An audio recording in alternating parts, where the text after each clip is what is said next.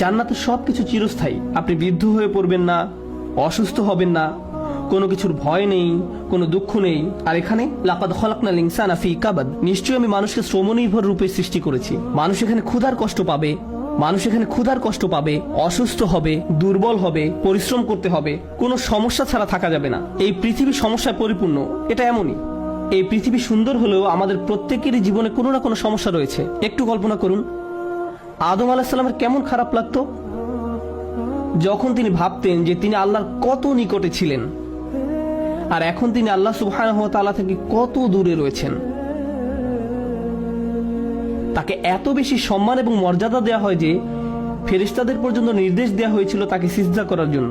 আর এখন তিনি এই পৃথিবীতে, যে আয়াতে তাকে পৃথিবীতে নেমে আসার জন্য বলা হয় ইহবিতু মিনহা জামিআ, এখানে আমাদের পিতা আদম আলাইহিস সালাম, মা হাওয়া আলাইহিস সালাম, ইবলিস তিনজনকেই নিচে নেমে